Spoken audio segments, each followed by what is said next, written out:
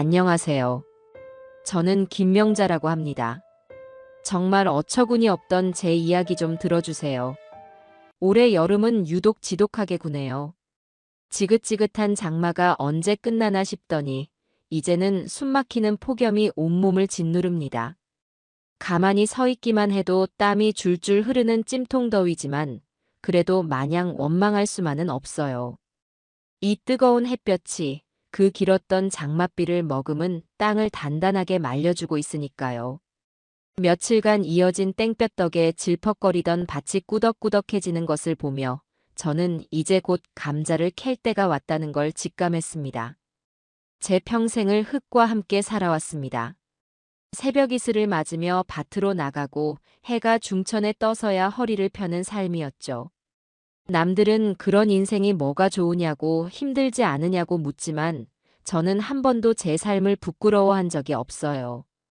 정직하게 땀 흘린 만큼 튼실한 열매를 맺어주는 이 땅이 제게는 세상 그 무엇보다 귀한 스승이자 친구였습니다.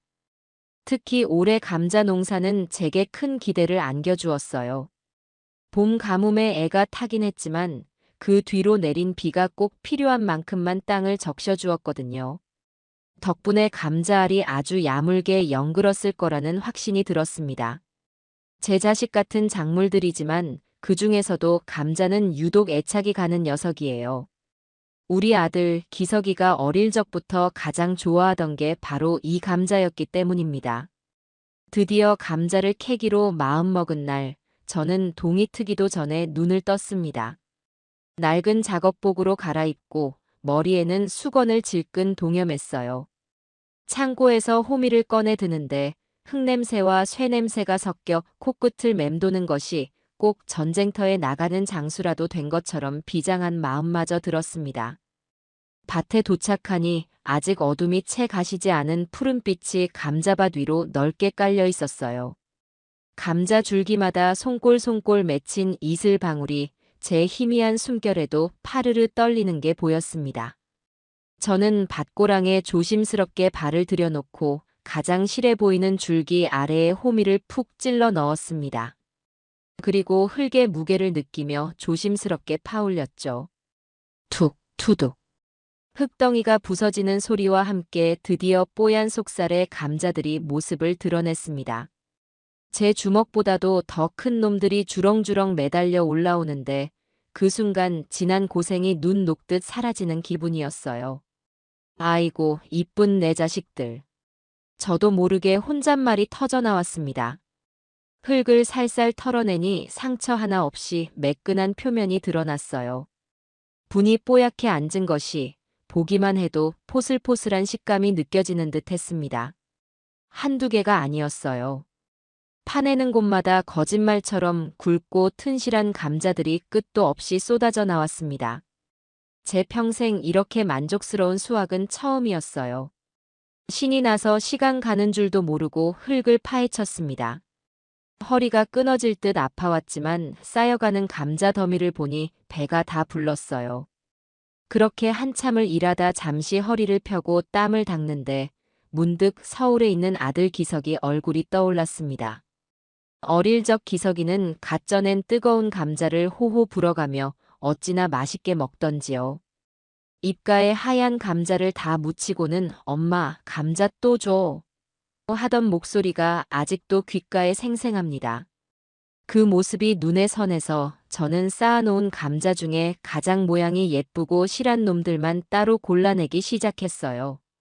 이걸 우리 아들 입에 넣어줄 생각을 하니 고된 노동의 피로도 싹 가시는 듯 했습니다. 그렇게 한참을 골라내고 있는데 주머니 속에 휴대폰이 요란하게 울렸습니다. 화면을 보니 며느리 민영이의 이름이 떠 있었어요. 며칠 전 안부차 전화했을 때 아주 귀찮다는 듯이 전화를 끊었던 터라 마음이 편치 않았습니다. 그래도 혹시나 하는 마음에 얼른 흙 묻은 손을 바지에 쓱쓱 닦고 전화를 받았어요. 아가, 무슨 일이냐? 어머님, 저 민영이에요. 별일은 아니고요. 그냥 잘 지내시나 해서요. 며느리의 목소리는 언제나처럼 차갑고 사무적이었습니다. 시어머니의 안부를 묻는 살가움보다는 아내로서의 의무를 다한다는 듯한 건조함이 느껴졌죠. 그래도 전화를 걸어준 게 어딘가 싶어 애써 서운한 마음을 감췄습니다. 괜찮다. 나는 늘 똑같지 뭐. 니들만 잘 지내면 됐다. 저희야 잘 지내죠. 어제는 기석 씨랑 간만에 백화점 가서 쇼핑도 하고 새로 생긴 레스토랑에서 저녁도 먹었어요. 어머님은 상상도 못 하실 거예요. 얼마나 화려하고 맛있는 게 많은데요. 은근히 자신들의 서울 생활을 과시하며 시골에 사는 저를 무시하는 듯한 말투였습니다. 제 삶이 아주 따분하고 볼품없다고 말하는 것 같아 속이 쓰렸지만 애써 태연한 척하며 신이 난 목소리로 감자 이야기를 꺼냈습니다. 그랬구나. 좋은 시간 보냈네. 마침 잘 됐다, 아가. 내가 지금 감자 캐는 중인데 올해 감자가 아주 실하게 잘 됐어. 우리 기석이가 제일 좋아하는 건데 이거 좀 보내줘야겠다. 제 들뜬 목소리에 수화기 너머의 며느리는 잠시 말이 없었습니다. 그 짧은 침묵 속에서 저는 무언가 잘못 말했다는 것을 직감했어요. 아, 감자요. 네, 기석 씨가 예전에는 좋아했죠. 예전에는 이라고 말하며 과거형으로 말꼬리를 흐리는 것이 꼭 이제는 아니라는 말처럼 들려 가슴이 철렁했습니다. 그녀는 제 감자 이야기에는 전혀 관심이 없다는 듯 곧바로 화제를 돌렸습니다. 아무튼 그래서 백화점에서 뭘 봤냐면요. 이번에 새로 나온 가방이 있는데. 아, 어머님한테 이런 얘기 해봤자 모르시겠구나. 어쨌든 저 이제 네일아트 예약한 시간 다 돼서 가봐야 해요. 다음에 또 연락드릴게요. 또. 며느리는 제 대답을 들을 생각도 없다는 듯이 전화를 끊어버렸습니다. 저는 한동안 끊어진 전화기를 귀에 댄 채 멍하니 서 있었어요. 귓가에는 저를 무시하던 며느리의 목소리가 계속해서 맴돌았습니다. 제 아들이 좋아하던 감자는 예전에나 좋아하던 것이 되어버렸고 제 삶은 이야기해봤자 모르는 것으로 치부되었습니다. 제 정성과 마음이 제 삶 전체가 하찮게 여겨지는 기분이었습니다. 눈앞에 쌓인 감자 더미가 더 이상 자랑스럽지 않고 그저 서울의 화려함 앞에서는 볼품없는 흙덩이처럼 보이기 시작했어요. 서러운 마음에 눈물이 핑 돌았지만 행여나 밭을 나온 동네 사람들이 볼까봐 꾹 참아냈습니다. 집으로 돌아오는 내내 마음이 무거웠습니다. 며느리의 말이 계속 머릿속을 떠나지 않았어요. 기석이도 이제 안 좋아한다는 말이 특히 가슴을 후벼 팠습니다. 정말 제 아들이 변한 걸까요? 어릴 적 그토록 좋아하던 감자를 이제는 쳐다보지도 않게 된 걸까요? 아무리 세월이 흘렀어도 사람의 입맛이 그렇게 쉽게 변할 리가 없다고 분명 며느리가 제멋대로 하는 소리일 거라고 스스로를 위로했습니다. 그날 저녁 저는 밥도 먹는 둥 마는 둥 하고 자리에 누웠습니다. 하지만 잠은 오지 않고 온갖 생각이 꼬리에 꼬리를 물고 이어졌어요. 며느리의 싸늘한 목소리, 저를 무시하던 태도. 이 모든 것이 뒤섞여 제 마음을 헤집어 놓았습니다. 그래, 보내지 말자. 저렇게 무시하는데 억지로 보내는 것도 못할 짓이다. 그렇게 마음을 정했다가도 아니야. 그래도 우리 기석이는 좋아할 거야. 며느리 몰래라도 챙겨 먹겠지. 하는 생각에 다시 마음이 흔들렸습니다. 밤새 뒤척이다 결국 결론을 내렸습니다. 보내야겠다고요. 며느리가 뭐라고 하든 저는 제 아들을 믿기로 했습니다. 제 아들은 분명히 엄마가 보낸 감자를 반갑게 맞아줄 겁니다. 그깟 며느리의 무시쯤은 이겨내면 그만이었어요. 이건 며느리 좋으라고 보내는 게 아니라 제 아들 먹으라고 보내는 거니까요. 다음 날 저는 동네에서 가장 튼튼한 상자를 구해왔습니다. 그리고 밤새 골라두었던 감자들을 다시 한번 정성껏 살폈어요. 혹시라도 흠집이 난 곳은 없는지, 모양이 비뚤어지지는 않았는지 꼼꼼하게 확인했습니다. 그리고는 묵혀두었던 신문지를 꺼내와 감자를 하나하나 싸기 시작했습니다. 행여나 배송 중에 서로 부딪혀 상처라도 날까봐 두툼하게 여러 겹으로 감쌌어요. 신문지에 감자를 싸는 제 손길은 마치 갓난아기를 포대기에 싸는 것처럼 조심스러웠습니다. 하나를 싸서 상자에 넣고 또 하나를 싸서 넣고 그렇게 상자가 가득 찰 때까지 그 일을 반복했습니다. 상자는 금세 묵직해졌어요. 제 진심과 사랑을 꾹꾹 눌러 담았으니 그 무게가 오죽할까요? 마지막 감자까지 넣고 나자 상자 위에는 제 마음을 담은 편지 대신 삐뚤빼뚤한 글씨로 아들의 이름과 주소를 적었습니다. 제 아들의 이름을 쓰는 것만으로도 가슴 한편이 뭉클해졌어요. 상자를 테이프로 단단히 봉하고 나니 이걸 우체국까지 들고 갈 일이 막막했습니다. 젊었을 적에는 쌀 한 가마니도 번쩍 들었지만 이제는 늙고 쇠약해져 감자 한 상자도 버겁게 느껴졌어요. 결국 경운기를 끌고 읍내 우체국까지 나섰습니다. 덜덜거리는 경운기 소리에 맞춰 상자도 함께 덜컹거렸습니다. 저는 행여나 감자가 상할까봐 상자를 품에 꼭 껴안고 조심스럽게 경운기를 몰았어요. 우체국에 도착해 상자를 접수 창구에 올려놓으니 직원이 무게를 재고는 놀란 눈으로 저를 쳐다봤습니다. 어머니, 뭘 이렇게 무겁게 보내세요? 아들한테 보내는 감자예요. 올해 농사가 아주 잘 돼서요. 저는 자랑스럽게 말하며 택배비를 치렀습니다. 결코 적지 않은 돈이었지만 조금도 아깝지 않았어요. 이 감자를 받고 기뻐할 아들 얼굴을 떠올리면 그깟 돈은 아무것도 아니었습니다. 택배 접수를 마치고 돌아서는데 마음 한구석에 남아있던 찝찝함과 서운함이 조금은 가시는 듯 했습니다. 그래, 내 할 도리는 다 했다. 받고 안 받고는 이제 저들 몫이다. 저는 그렇게 스스로를 다독이며 후련한 마음으로 집으로 향했습니다. 이제 제 진심이 무사히 아들에게 닿기만을 바랄 뿐이었어요. 그렇게 애끓는 마음으로 붙인 감자 상자가 서울에 도착했을 법한 날이었습니다. 며칠이 채 지나지 않았지만 제게는 몇 년처럼 길게 느껴지는 시간이었어요. 저는 온종일 손에 일이 잡히지 않아 안절부절 못했습니다. 아침 일찍 밭에 나가 호미를 들었지만 마음은 콩밭에 가 있다는 옛말처럼 제 정신은 벌써 저 멀리 서울의 아들 녀석 집에 가 있었습니다. 흙을 파내다 말고 멍하니 허공을 보고 잡초를 뽑다가도 멀쩡한 작물 줄기를 뽑을 뻔하기를 수차례 반복했어요. 결국 일은 더 해봤자 소용이 없겠다 싶어 이른 시간에 집으로 돌아왔습니다. 마루에 걸터앉아 하염없이 마당 끝만 바라보았습니다. 지금쯤 상자를 열어봤을까? 우리 기석이가 얼마나 좋아할까? 혼자서 이런저런 상상을 하며 실없는 미소를 짓다가도 촌스럽다던 며느리의 차갑고 날 선 목소리가 귓가에 환청처럼 울리는 듯해 이내 표정이 굳어지곤 했습니다. 마음이 영 갈피를 잡지 못하고 시계추처럼 이리저리 흔들렸죠.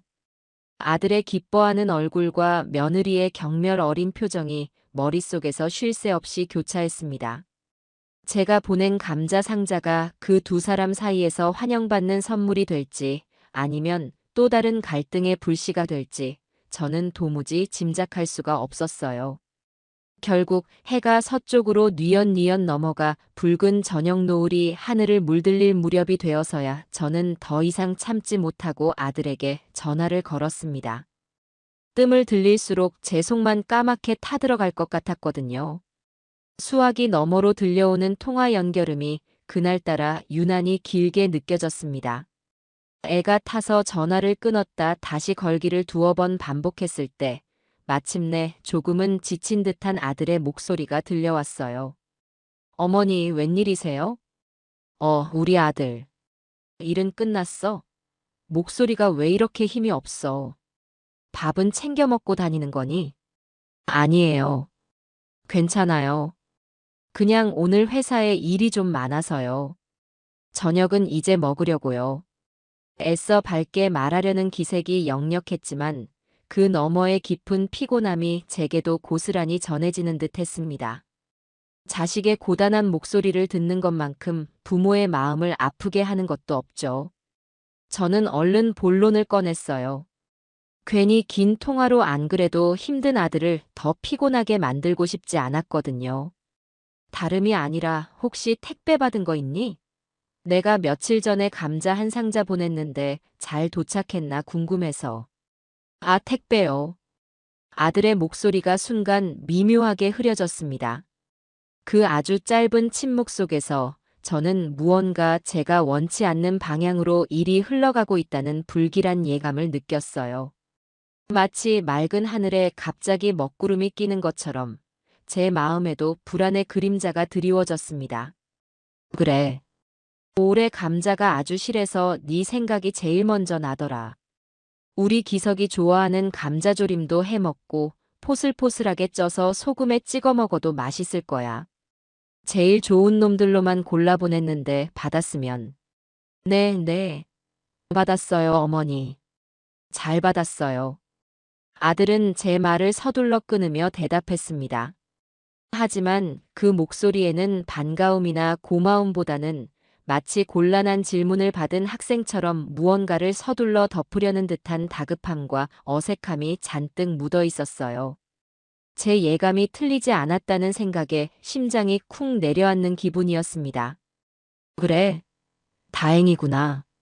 오는 동안 상하거나 하지는 않았고, 상자는 열어봤어?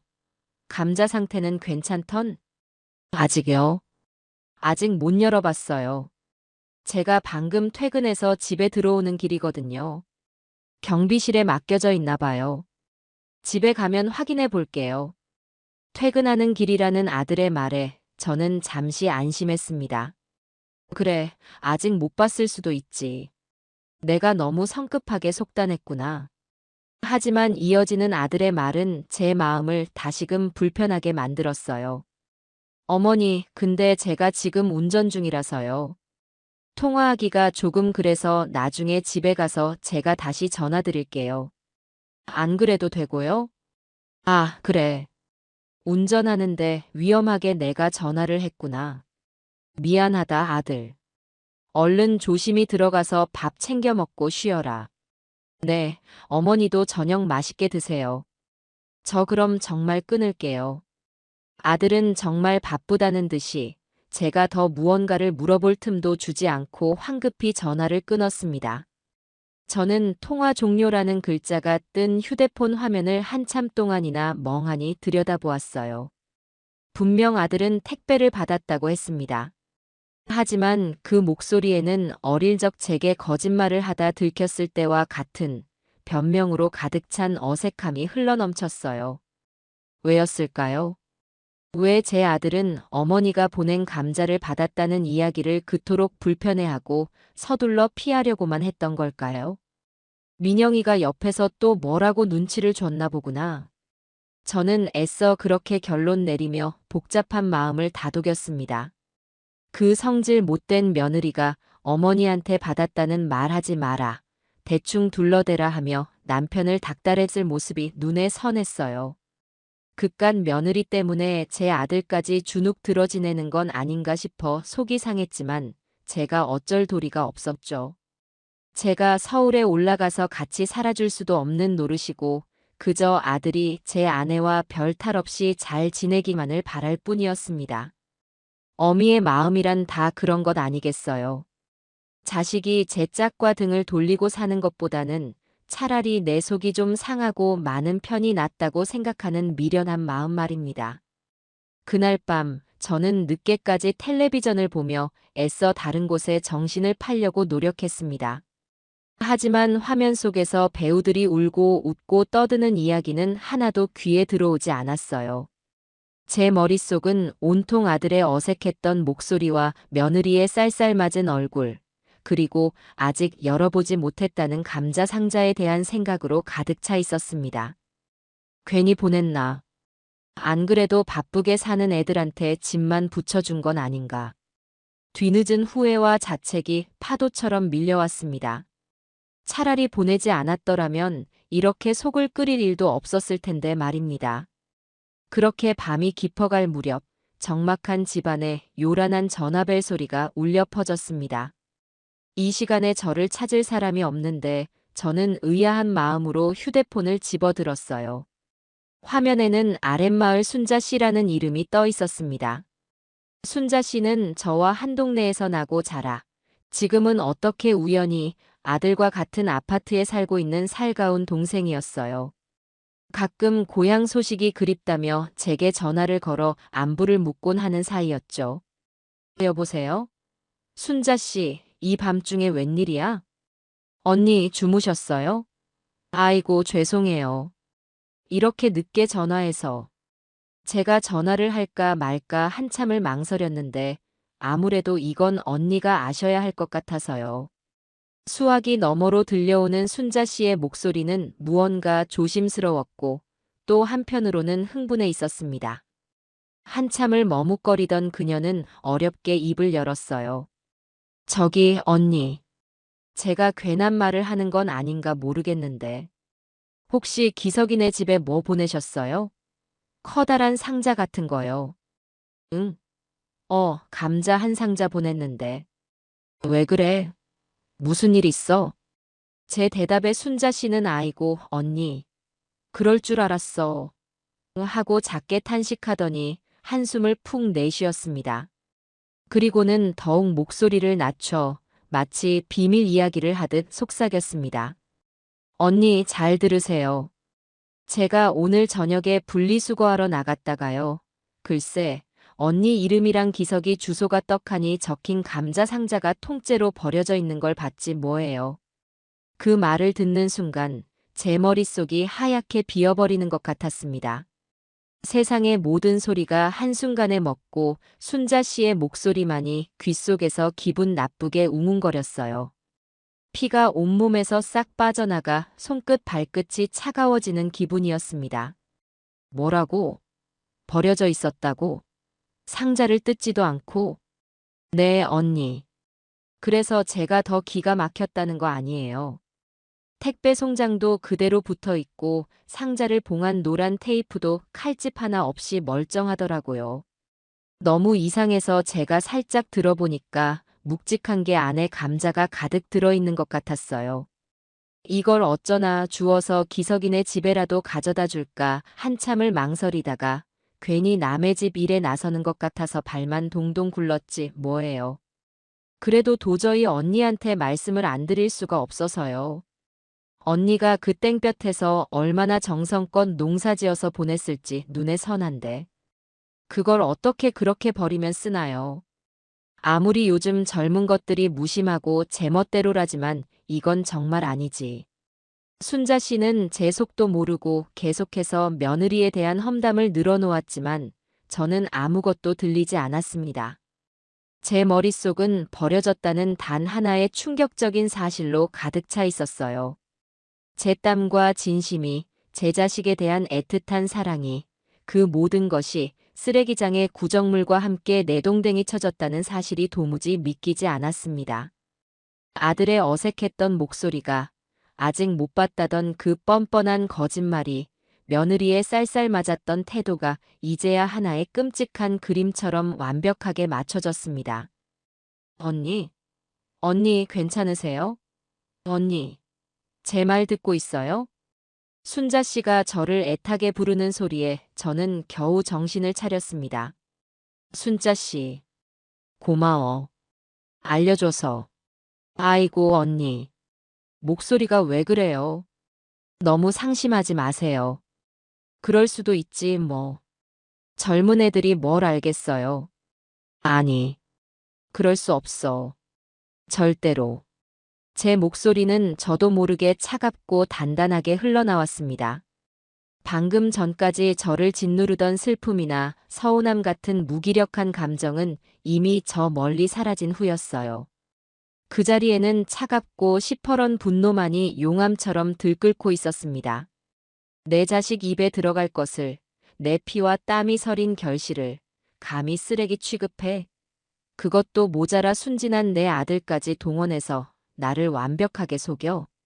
용서할 수 없었습니다. 절대로. 순자 씨, 제가 지금 그쪽으로 갈게. 그 상자 혹시 아직 거기 있나? 네. 지금요?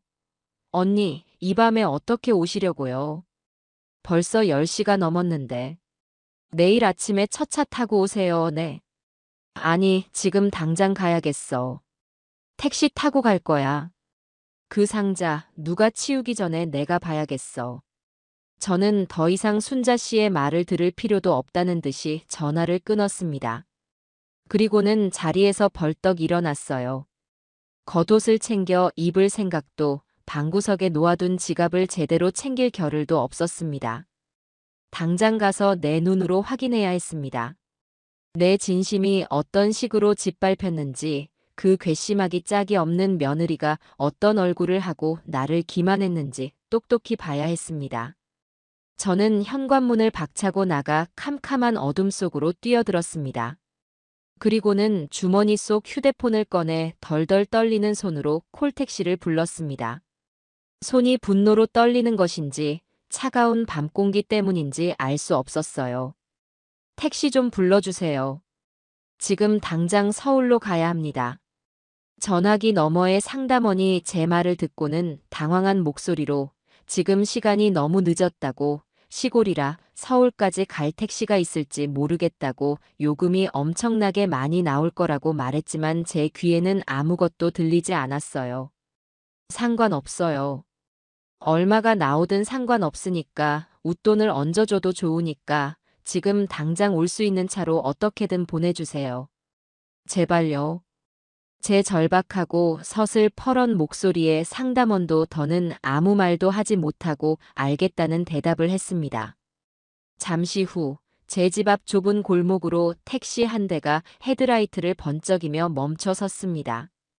저는 한치의 망설임도 없이 택시 뒷좌석에 몸을 실었습니다. 제 마음속에서는 이미 걷잡을 수 없는 폭풍이 휘몰아치고 있었어요. 이 폭풍은 서울에 있는 그 누군가를 집어삼키기 전까지는 절대로 멈추지 않을 것이었습니다. 손님, 어디로 모실까요? 백미러 너머로 저를 조심스럽게 살피는 택시기사의 목소리에 저는 겨우 정신을 차리고 아들네 아파트 주소를 의졸였습니다. 제 목소리는 분노로 바싹 말라붙어 마치 사포로 긁는 것처럼 거칠게 갈라져 나왔어요. 기사는 제 초라한 행색과 금방이라도 무슨 일을 낼 것처럼 서슬퍼런 눈빛, 그리고 다급한 목소리를 보고는 무언가 심상치 않은 일이 있음을 직감했는지 더는 아무것도 묻지 않고 묵묵히 운전대를 잡았습니다. 택시는 어둠이 짙게 깔린 시골길을 미끄러지듯 빠져나갔습니다. 덜컹거리는 차 안에서 제 심장도 함께 덜컹거리는 듯 했어요. 차가 마침내 매끈한 아스팔트가 깔린 고속도로 위로 올라탔습니다. 저는 입을 굳게 다문 채 차창 밖으로 빠르게 스쳐 지나가는 풍경들을 아무런 감흥 없이 바라보았습니다. 캄캄한 어둠 속에서 저 멀리 보이는 도시의 불빛들이 마치 저를 비웃으며 손짓하는 것 같았어요. 가슴속에서는 천불이 끓어올랐습니다. 며느리 유민영의 얼굴이 눈앞에 어른거렸어요. 촌스럽다며 저를 대놓고 무시하던 그 오만한 표정, 제 진심이 담긴 상자를 아무렇지도 않게 내버렸을 그 경멸 어린 몸짓, 그리고 제 아들을 방패 삼아 뻔뻔하게 거짓말을 하던 그 간악함까지. 생각하면 할수록 피가 거꾸로 솟는 기분이었습니다. 저는 양주먹을 꽉 쥐었습니다. 짧게 깎은 손톱이 여린 손바닥 살을 아프게 파고드는 것이 느껴졌지만 심장이 타들어가는 것 같은 고통에 비하면 아무것도 아니었어요. 지난 수십 년의 세월이 주마등처럼 머릿속을 스쳐 지나갔습니다. 청산과부가 되어 억척스럽게 밭을 일구며 기저귀 하나만 보고 살아온 제 모진 인생이었습니다. 제 입에 들어가는 것은 아껴도, 제 옷 한 벌 사는 것은 미뤄도, 제 아들 입에 맛있는 거 하나 더 넣어주고 좋은 옷 한 벌 더 입히려고 발버둥 치며 살았어요. 읍내 장에 나가 온종일 좌판을 벌이고 파김치가 되어 돌아오던 길에도 아들이 좋아하는 과자 한 봉지를 잊지 않고 사들었죠. 그렇게 애지중지 눈에 넣어도 아프지 않을 내 자식이라고 키운 아들이었습니다. 그런 내 아들에게, 내 목숨보다 소중한 내 자식에게 제가 밤새워 정성껏 고르고 싼 음식을 쓰레기 취급하며 버린 며느리를 도저히 용서할 수가 없었습니다. 이것은 단순히 감자 한 상자의 문제가 아니었어요. 이것은 제 삶과 제 사랑, 제 존재 자체에 대한 모독이었습니다. 택시의 미터기는 쉴 새 없이 미친 듯이 올라가고 있었어요. 10,000원, 20,000원 숫자가 바뀔 때마다 붉은 불빛이 제 눈을 찔렀습니다. 평소 같았으면 저 숫자를 보며 가슴이 철렁 내려앉고 돈 아까워 어쩔 줄 몰라 했을 테지만 지금은 아무렇지도 않았습니다. 돈이 문제인가요? 지금 제 진심이, 제 인생이 통째로 부정당하고 쓰레기장 구석에 내팽개쳐졌는데 그깟 택시비가 대수겠어요. 오히려 저는 미터기를 보며 이를 악물었습니다. 그래, 더 올라가라. 이 돈을 써서라도 오늘 나는 니들의 그 위선적인 가면을 반드시 벗겨내고 말 것이다. 이 택시비는 그 뻔뻔한 며느리의 민낯을 만천하에 드러내고 어리석은 제 아들 기석이의 눈을 뜨게 해주는 대가라고 생각했습니다. 자신이 얼마나 이기적이고 형편없는 여자와 살고 있는지, 자신의 어머니가 그 여자에게 어떤 모욕적인 취급을 받고 있는지 똑똑히 알게 해줘야 했습니다. 얼마나 달렸을까요? 익숙한 논밭 풍경은 온데간데 없이 사라지고 하늘을 찌르듯이 솟은 차가운 아파트들이 창밖을 가득 메우기 시작했습니다. 차갑고 네모반 듯한 성냥갑 같은 건물들은 마치 거대한 감옥처럼 느껴졌어요. 저 빽빽한 불빛들 중 하나에 제 아들이, 그리고 제 평생의 원수가 될지도 모르는 여자가 살고 있다는 생각에 숨이 턱 막혀왔습니다. 손님, 다 왔습니다. 저기 보이는 아파트가 맞으시죠? 기사의 말에 저는 고개를 끄덕였습니다. 택시가 으리으리한 아파트 단지 정문을 통과해 안으로 들어서자 저는 기사에게 말했어요. 저기 차가 들어오자마자 오른쪽에 있는 분리수거장 앞에 잠시만 세워주세요. 기사는 의아한 표정을 지었지만 제가 가리키는 곳에 조용히 차를 세워주었습니다. 저는 택시에서 내리지도 않은 채 창문을 내리고 분리수거장을 뚫어져라 쳐다보았습니다. 늦은 밤이라 인적은 없었고 가로등 불빛 아래 여러 종류의 쓰레기들이 산더미처럼 쌓여 음산한 기운을 내뿜고 있었어요. 그리고 그 한가운데 제 눈에 익은 누런색 감자 상자가 마치 시체처럼 처참한 모습으로 놓여 있었습니다. 순자 씨의 말대로 상자는 뜯기지도 않은 채 택배 송장이 붙은 테이프가 그대로 붙어 있었어요. 아마도 버려지면서 험하게 다뤄진 탓인지 옆구리가 조금 찌그러져 있었고 그 찢어진 틈으로 감자 하나가 흙투성이인 채로 굴러나와 있었습니다. 그것을 보는 순간 제 눈에서 정말로 불꽃이 튀는 것 같았습니다. 더 이상 확인할 필요도 없었어요. 이것은 꿈도 헛것도 아닌 명백한 현실이었습니다. 저는 기사에게 택시비를 치르고 차에서 내렸습니다. 덜덜 떨리는 다리를 겨우 가누며 비틀거리는 걸음으로 분리수거장으로 향했어요. 가까이 다가가자 역한 음식물 쓰레기 냄새가 코를 찔렀지만 저는 아랑곳하지 않았습니다. 상자 위에 매직으로 쓴 제 삐뚤빼뚤한 글씨가 흐릿한 가로등 불빛 아래서도 선명하게 보였습니다. 제 아들의 이름을 보자 분노로 억눌렀던 서름이 다시금 왈칵 치밀어 올라 눈물이 쏟아질 것 같았지만 저는 입술을 피가 나도록 깨물며 억지로 참아냈습니다. 지금은 울 때가 아니었어요. 눈물은 이 모든 것을 끝낸 뒤에 흘려도 늦지 않았습니다. 저는 허리를 숙여 감자 상자를 들어 올렸습니다. 생각보다 묵직한 무게에 팔이 휘청거렸어요. 이것은 단순히 감자의 무게가 아니었습니다. 제 아들을 향한 제 어미로서의 사랑의 무게였고 무참히 짓밟힌 제 진심의 무게였습니다. 이 무게를, 이 억울함을 이제 곧 그 장본인인 며느리에게 고스란히 돌려주어야 했습니다. 저는 상자를 고쳐 안고 아들 내 집이 있는 동으로 향했습니다. 발걸음 하나하나에 분노를 실어 땅이 꺼져라 내디뎠습니다. 아파트 공동 현관을 지나 엘리베이터를 기다리는 시간이 영원처럼 길게 느껴졌습니다. 딩 하는 소리와 함께 육중한 쇠문이 열리고 저는 안으로 들어서 층수 버튼을 눌렀습니다. 차가운 쇠상자 안에 갇혀 위로 올라가는 동안 저는 번쩍이는 거울에 비친 제 모습을 보았습니다. 흙먼지가 묻은 낡은 옷, 밤새 찬 바람을 맞으며 달려오느라 귀신처럼 헝클어진 머리, 그리고 분노와 슬픔으로 이글거리는 두 눈. 누가 봐도 시골에서 막 올라온 초라하기 짝이 없는 늙은이의 행색이었지만 저는 조금도 부끄럽지 않았습니다. 오히려 제 마음은 그 어느 때보다 단단하고 강인하게 벼려져 있었어요. 마침내 아들 네 집 현관문 앞에 섰습니다.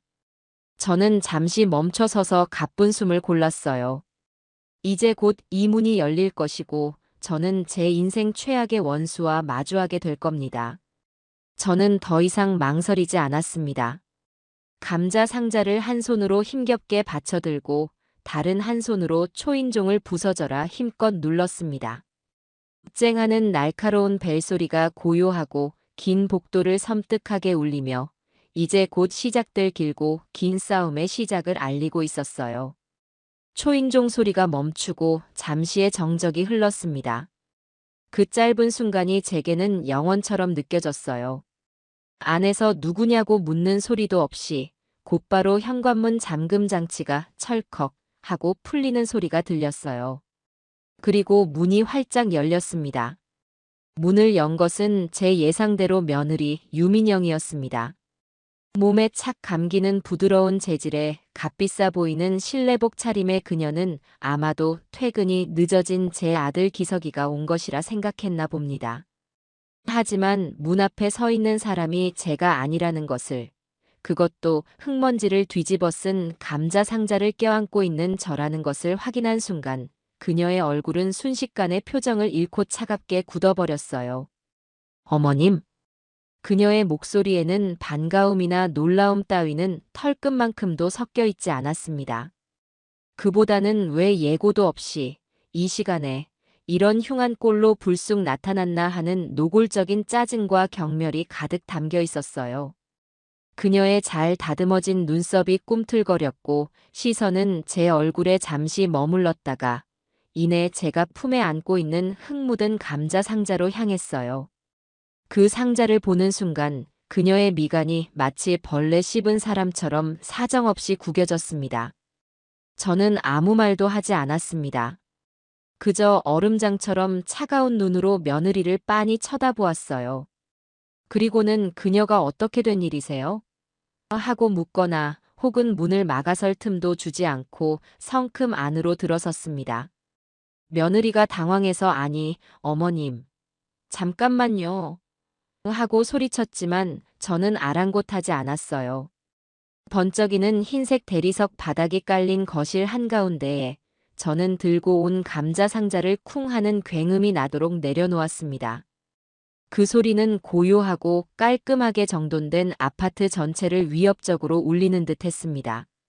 상자에서 떨어진 흙먼지가 대리석 바닥 위로 지저분하게 흩어지는 것이 보였지만 저는 오히려 속이 시원했어요. 그제야 상황 파악이 된 며느리가 제 등 뒤에서 거의 비명에 가까운 소리를 질렀습니다. 아, 진짜. 이걸 왜 또 가져오세요? 짐덩어리를.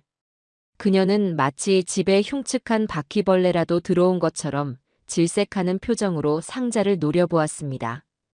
그 뻔뻔하기 짝이 없는 태도에 기가 막혔지만 저는 여전히 입을 열지 않았어요. 지금 제게 필요한 것은 섣부른 말이 아니라 그녀의 위선과 거짓이 어디까지인지 그 바닥을 끝까지 지켜보는 것이었습니다. 제 침묵이 오히려 그녀의 신경질을 더욱 부추겼나 봅니다. 그녀는 두 팔로 자기 몸을 감싸 안고 서서 마치 제가 아주 상식이 없고 말이 통하지 않는 사람이라는 듯이 경멸적인 눈빛으로 저를 쏘아보며 따따붙다 쏘아붙이기 시작했습니다. 어머님, 제발 상식적으로 좀 행동하세요.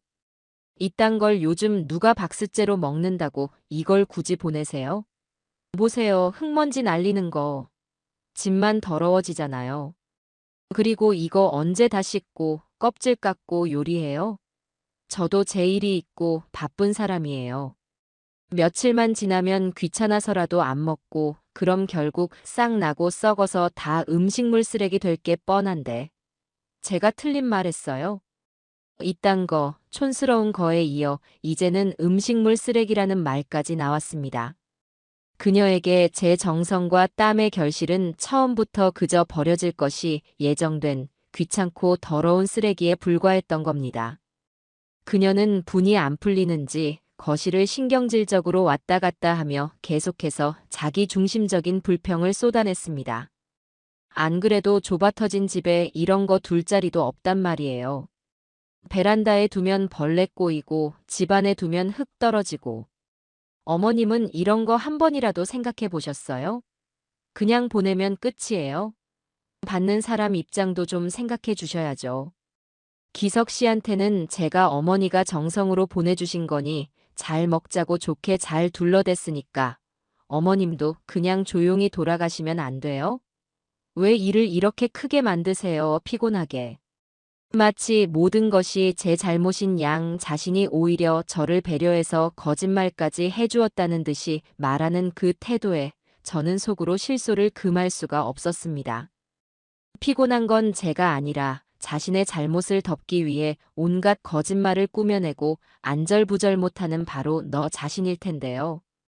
제가 아무런 반응 없이 얼음처럼 굳어서서 상자만 내려다보고 있자 며느리는 이제 노골적인 조롱 섞인 말투로 저를 공격하기 시작했습니다. 설마 아니 설마 그깟 감자 찾으러 시골에서 여기까지 오신 거예요? 그것도 이 한밤중에? 와, 대박. 진짜 대단하시다 정말. 그녀는 어이가 없다는 듯이 입을 가리고 웃음을 터뜨렸습니다. 그 날카롭고 경박한 웃음소리는 제 귀에 날카로운 유리 조각처럼 박혔어요. 택시 타고 오셨어요? 아니면 버스? 아이고, 뭘 타고 오셨든 차비가 이 썩어빠질 감자값보다 훨씬 더 나오겠네요. 아하. 어머님은 정말 계산이라는 걸 못하시나 봐. 그쵸? 차라리 그 돈으로 저한테 용돈이나 주셨으면 제가 얼마나 좋아했어요. 어머니 센스 있으시다 하고 칭찬도 해드렸을 텐데. 안 그래요? 그 말을 듣는 순간 제 머릿속에서 무언가 툭 하고 단단히 버티고 있던 마지막 끈이 끊어지는 소리가 났습니다. 제 사랑과 정성을, 제 자식을 위하는 애끓는 마음을 고작 돈 몇 푼과 비교하며 비웃는 저 경박하고 천박함. 더 이상은 참아줄 수가 없었습니다. 더 이상은 저 오만하고 더러운 입을 그냥 내버려 둘 수가 없었어요. 저는 천천히 고개를 들었습니다. 그리고 제 평생 지어본 적 없는 가장 차갑고 서늘한 눈으로 며느리를 똑바로 쳐다보았어요. 제 얼음 같은 기세에 눌렸는지 며느리는 웃음을 뚝 그치고 저를 마주 보았습니다. 여전히 그녀의 눈에는 그래서 뭐 어쩔 건데? 늙은이가 뭘 할 수 있는데? 하는 식의 오만함이 가득했지만 그 깊은 곳에서는 아주 미세한 불안감이 지진처럼 흔들리고 있는 것이 보였습니다. 저는 마침내 입을 열었습니다. 제 목소리는 들끓는 분노 때문에 오히려 섬뜩할 정도로 낮고 차분하게 울려 퍼졌어요. 다 짓거렸니? 제 입에서 나온 서늘한 반말에 며느리의 눈이 순간 놀라움으로 동그래졌습니다. 네. 뭐라고요, 어머님? 지금 저한테. 이제 네 할 말은 다 끝났냐고 물었다. 끝났으면 이제 내 말 좀 들어봐야 하지 않겠어? 네가 버린 게 정말 이 흙 묻은 감자뿐이었을까? 저는 더 이상 그녀를 며느리로 대접할 생각이 없었습니다. 그녀는 제 아들의 아내일지는 몰라도 제 며느리가 될 자격은 없는 사람이었어요. 저는 굳건히 버티고 선 채로 이제 곧 시작될 진짜 폭풍의 서막을 올렸습니다. 거실에 화려하고 눈부신 조명이 바닥에 처참하게 놓인 감자 상자와 그 앞에 선 저의 초라한 행색, 그리고 순식간에 사색이 되어가는 며느리의 얼굴을 차갑게 비추고 있었습니다. 제 입에서 나온 서늘한 말에 며느리의 눈이 순간 놀라움으로 커졌다가 이내 모욕감으로 일그러졌습니다. 그녀는 마치 제가 정신이라도 나간 사람인 양 저를 위아래로 훑어보았어요. 네. 뭐라고요, 어머님? 지금 저한테 막말하셨어요? 아무리 그래도 어떻게 저한테. 그녀는 아직도 상황 파악이 되지 않는 모양이었습니다. 자신이 저지른 짓의 무게를 전혀 가늠하지 못하고 고작 제 말투 하나를 꼬투리 잡아 이 상황을 벗어나려는 속셈이 뻔히 보였어요. 저는 그 가소로운 저항을 가볍게 무시하며 한 걸음 더 다가섰습니다. 제 그림자가 그녀의 얼굴 위로 드리워졌어요. 네가 한 짓에 비하면 막말은 약과지. 내가 지금 네 머리채라도 잡지 않고 서 있는 걸 다행으로 알아야 할 게다. 제 목소리는 낮았지만 그 안에 담긴 분노의 무게는 결코 가볍지 않았습니다. 며느리는 제 기세에 저도 모르게 한 걸음 뒤로 물러섰어요. 방금 전까지 저를 비웃던 그 오만함은 온데간데 없고 이제 그녀의 눈에는 당혹감과 아주 희미한 공포가 어리기 시작했습니다. 제가 뭘 어쨌다고 이러세요. 겨우 감자 한 상자 버린 거 가지고 사람을 이렇게 몰아세우시는 거예요? 어머님이야말로 너무 속 좁으신 거 아니에요? 끝까지 자신은 잘못이 없다는 듯이 악을 쓰는 그 모습에 저는 더 이상 말을 섞을 가치조차 없다고 느꼈습니다. 이제는 행동으로 보여줄 시간이었습니다. 저는 더 이상 그녀를 쳐다보지도 않고 거실 바닥에 놓인 감자 상자 옆에 천천히 무릎을 꿇고 앉았습니다. 제 행동을 이해할 수 없다는 듯 며느리는 의아한 표정으로 저를 내려다보았어요. 아마 속으로는 이제 와서 감자를 다시 주워 담기라도 하겠다는 건가. 늙은이가 노망이 났나 하고 생각했을지도 모릅니다. 저는 상자에서 떨어진 흙먼지를 손으로 쓸어 모았습니다.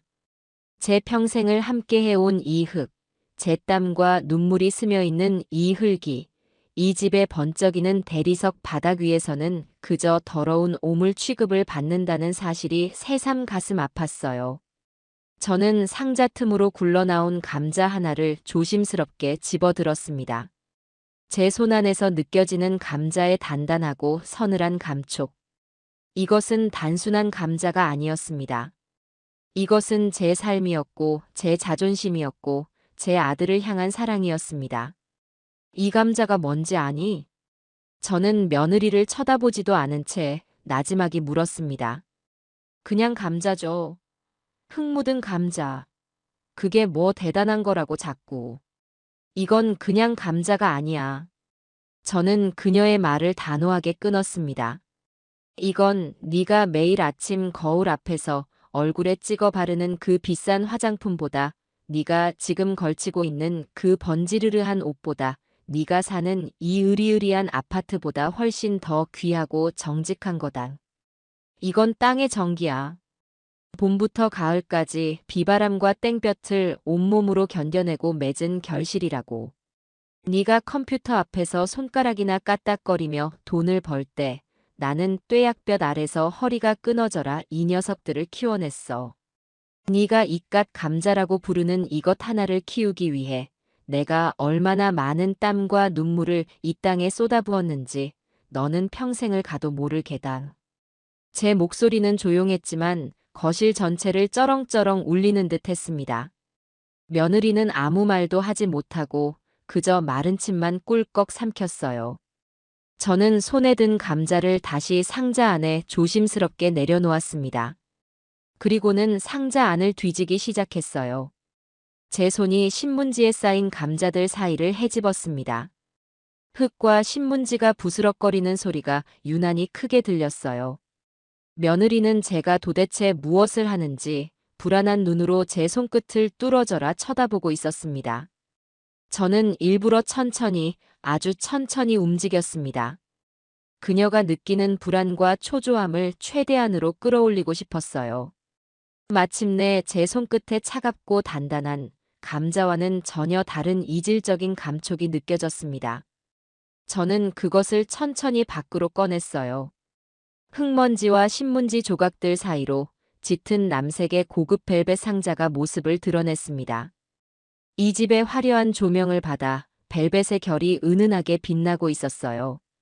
흙투성이 감자들 사이에 놓인 그 작고 네모난 상자는 너무나도 비현실적인 풍경이었습니다. 며느리의 숨이 멎는 소리가 들리는 듯 했습니다. 그녀의 눈은 믿을 수 없다는 듯이 그 벨벳 상자에 완전히 고정되어 있었어요. 그게 뭐예요, 어머님? 그녀의 목소리는 미세하게 떨리고 있었습니다. 저는 아무 대답도 하지 않았습니다. 대신 제 무릎 위에서 벨벳 상자에 묻은 흙먼지를 손으로 정성껏 털어냈습니다. 마치 세상에서 가장 귀한 보물이라도 다루는 것처럼요. 그리고는 딸깍하는 작은 소리와 함께 상자의 뚜껑을 열었습니다. 상자 안에는 눈부신 황금빛이 가득했습니다. 순금 10돈짜리 목걸이였습니다. 제가 평생 모은 쌈짓돈을 털고 아들 몰래 금은방을 몇 번이나 드나들며 고심 끝에 고른 것이었죠. 아들 내외의 결혼 기념일에 맞춰 며느리에게 깜짝 선물로 주려던 것이었습니다. 그 차가운 태도에 마음이 상하면서도 혹시나 이런 선물을 받으면 조금이라도 제게 마음을 열지 않을까 하는 어리석은 기대를 품고 있었던 겁니다. 목걸이는 이 집의 화려한 LED 조명 아래서 찬란하게 빛을 발했습니다. 굵은 체인이 여러 겹으로 꼬여 있었고 중앙에는 작지만 정교하게 세공된 꽃 모양의 펜던트가 달려 있었어요. 그 황금빛은 너무나도 강렬해서 잠시 동안 거실의 모든 빛을 다 빨아들이는 것 같았습니다. 저는 그 목걸이를 천천히 들어 올려 제 거칠고 주름진 손가락에 걸었습니다. 황금빛 목걸이는 제 흙 묻은 손과 너무나도 어울리지 않았지만 바로 그 부조화가 이 상황의 모든 것을 말해주고 있었어요. 며느리는 완전히 얼어붙어 있었습니다. 그녀의 얼굴은 새하얗게 질려 있었고 떡 벌어진 입은 다물어질 줄을 몰랐어요. 그녀의 두 눈은 지진이라도 난 듯 격렬하게 흔들리고 있었습니다. 시선은 제 손에 들린 목걸이와 바닥에 놓인 감자 상자 그리고 제 얼굴을 미친 듯이 오갔어요. 방금 전까지 저를 향해 쏟아내던 그 모든 독설과 조롱은 이 눈부신 황금빛 앞에서 흔적도 없이 사라져버렸습니다. 그녀의 머릿속이 얼마나 복잡하게 돌아가고 있을지 제게는 훤히 보였습니다. 자신이 버린 것이 무엇인지, 자신이 놓친 것이 무엇인지 이제야 깨닫고 있는 것이겠죠. 저는 자리에서 천천히 일어섰습니다. 그리고 얼음 조각처럼 굳어있는 며느리의 눈을 똑바로 쳐다보며 제 평생의 분노와 경멸을 담아 나지막이 말했습니다. 네가 버린 게 어디 보자. 그냥 흙 묻은 감자만은 아니었나 보구나. 그 말을 끝으로 거실에는 숨막히는 정적만이 감돌았습니다. 며느리는 아무런 대답도 아무런 움직임도 없이 그저 사색이 된 얼굴로 그 자리에 못 박힌 듯 서 있을 뿐이었습니다. 그녀의 오만함이 산산조각 나는 소리가 제 귀에는 똑똑히 들리는 듯 했습니다. 제 마지막 말이 거실의 공기를 얼어붙게 만든 후 얼마나 시간이 흘렀을까요? 1초가 1년처럼 느껴지는 숨막히는 정적이었습니다. 며느리 유민영은 마치 급속 냉동이라도 된 것처럼 입을 살짝 벌린 그 멍청한 표정 그대로 굳어 있었어요. 그녀의 머릿속에서는 아마도 천둥 번개가 치고 있었을 겁니다. 자신이 저지른 돌이킬 수 없는 실수의 무게를, 자신이 걷어찬 복덩어리의 가치를 뒤늦게 깨닫고 있었겠죠. 마침내 그녀의 뇌가 이 끔찍한 현실을 받아들이기 시작했는지 새하얗게 질렸던 얼굴에 경련이 일기 시작했습니다. 그녀의 눈동자가 초점을 되찾고 제 손에 들린 금목걸이에 다시 한번 꽂혔어요. 그 눈빛에는 더 이상 놀라움이나 충격이 아니었습니다. 그것은 원시적인 탐욕과 뒤늦은 후회, 그리고 어떻게든 이 상황을 수습해야 한다는 절박함이 뒤섞인 짐승의 눈빛과도 같았어요. 다음 순간 그녀는 제 예상을 뛰어넘는 행동을 했습니다. 그녀는 하는 의미 없는 소리를 내뱉으며 그 자리에 풀썩 주저앉았습니다.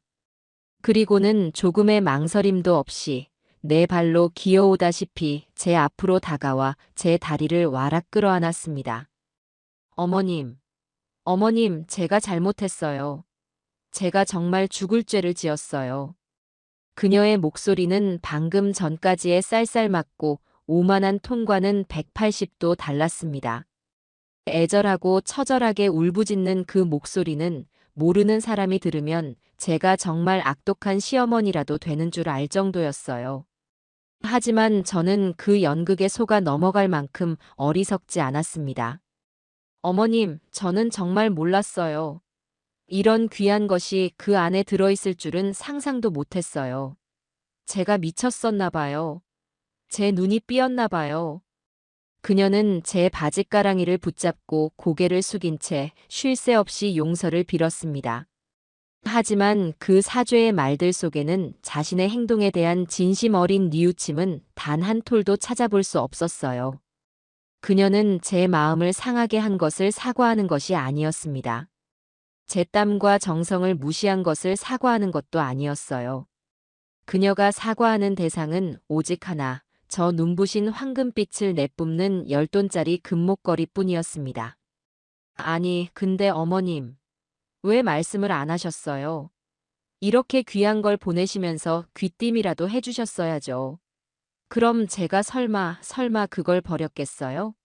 이건 어머님도 잘못하신 거예요. 사람을 이렇게 시험하시면 어떡해요? 기가 막혀서 말이 나오지 않았습니다. 그녀는 이제 슬그머니 그 잘못의 화살을 제게로 돌리려고 하고 있었어요. 자신이 금목걸이를 버린 것은 제가 미리 알려주지 않은 탓이라는 그야말로 적반하장도 유분수인 궤변을 늘어놓고 있었습니다. 저는 차가운 눈으로 제 다리에 매달려 있는 며느리의 정수리를 내려다보았습니다. 역겨움에 속이 다 메스꺼웠어요. 이건 알아. 제 목소리는 얼음장처럼 차가웠습니다. 하지만 며느리는 제 말을 듣지 못했는지 혹은 못 들은 척하는 것인지 더욱더 필사적으로 매달렸습니다. 어머님, 제발 한 번만 용서해 주세요. 네. 제가 앞으로 정말 잘할게요. 어머님이 보내주시는 건 흙이라도 파서 먹을게요. 다시는 이런 일 없을 거예요. 제발 기석 씨한테만은 말하지 말아주세요. 그녀가 제 아들 기석이의 이름을 입에 올리는 순간 제 분노는 다시 한번 머리끝까지 치솟았습니다. 네가 감히 내 아들 이름을 입에 올려? 네가 저지른 짓을 덮기 위해 내 아들을 방패막이로 삼았던 주제에 저는 더 이상 참지 않고 제 다리를 뿌리쳤습니다. 며느리는 힘없이 바닥으로 나동그라졌어요. 닥치지 못해. 제 고함 소리에 며느리의 어깨가 움찔 떨렸습니다. 네가 사과해야 할 대상은 이 금덩어리가 아니라 네 발밑에 뒹구는 이 감자들이어야 했다.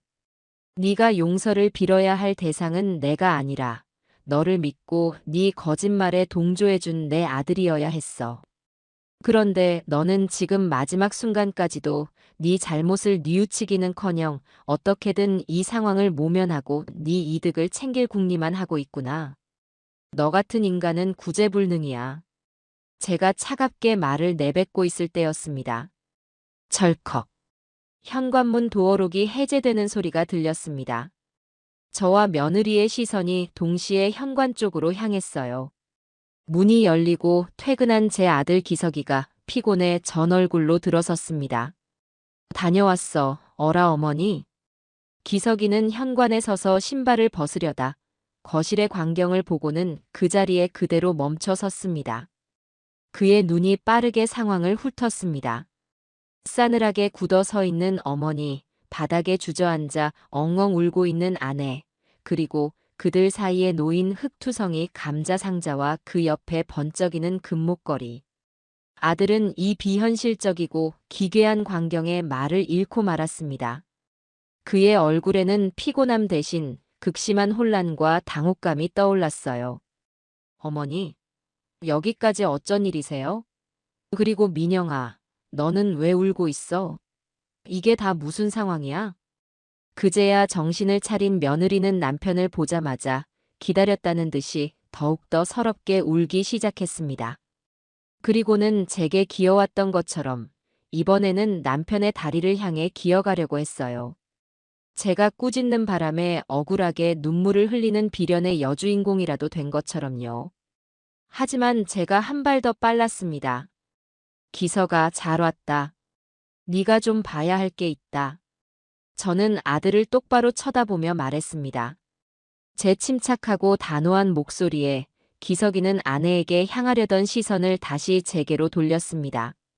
네 아내가 내가 오늘 보냈다고 했던 그 감자 상자를 열어보지도 않고 이 아파트 쓰레기장에 내다 버렸더구나. 네. 기석이의 얼굴이 하얗게 굳었습니다. 그는 믿을 수 없다는 듯이 저와 바닥에 널브러진 감자 상자를 번갈아 쳐다보았어요. 제가 오늘 저녁에 전화했을 때 너는 아직 퇴근 전이라 못 봤다고 했지. 그것도 네 아내가 시킨 거짓말이었을 게다. 내가 이 밤에 택시를 타고 여기까지 달려온 건 내 눈으로 직접 확인하고 싶어서였다. 내 진심이, 내 아들을 위한 내 마음이 어떻게 쓰레기 취급을 받는지 똑똑히 보고 싶어서. 제 담담한 설명에 기석이의 입술이 파르르 떨리기 시작했습니다. 그는 고개를 돌려 바닥에 엎드려 있는 아내를 쳐다보았어요. 그 눈빛에는 더 이상 혼란이 아니었습니다. 그것은 실망과 분노, 그리고 깊은 배신감이 뒤섞인 차갑고 날카로운 시선이었어요. 민영아, 사실이야? 엄마 말이 사실이냐고. 기석이의 목소리는 낮게 잠겨 있었습니다. 며느리는 차마 고개를 들지 못하고 그저 어깨를 들썩이며 울기만 할 뿐이었어요. 그 침묵은 모든 것을 인정하는 것과 다름없었습니다. 저는 마지막 쐐기를 받기로 했습니다. 손에 들고 있던 금목걸이를 아들이 볼 수 있도록 들어 보였어요. 그리고 네 아내가 감자와 함께 내다 버린 게 또 하나 있더구나. 너희 결혼 기념일 선물로 내가 준비했던 거다. 네 아내가 내 마음을 조금이라도 알아주길 바라는 마음으로 이 감자 상자 안에 몰래 넣어 보냈지. 그런데 네 아내는 내 마음도 이 선물도 전부 다 쓰레기장에 처박아 버렸다. 그 말을 끝으로 저는 더 이상 아무 말도 하지 않았습니다.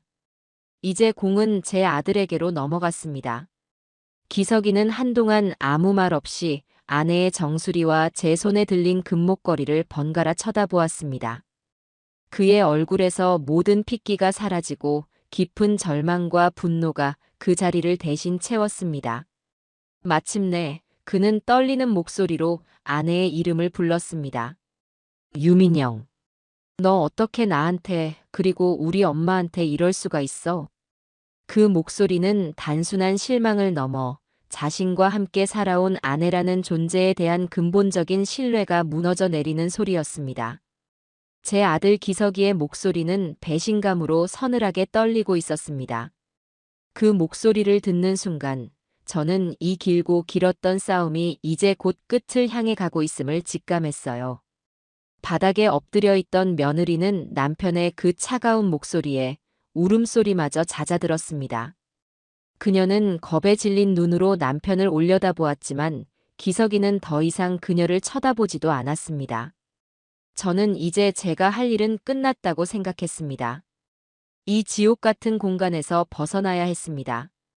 저는 손에 들고 있던 금목걸이를 다시 벨벳 상자 안에 조심스럽게 넣었습니다.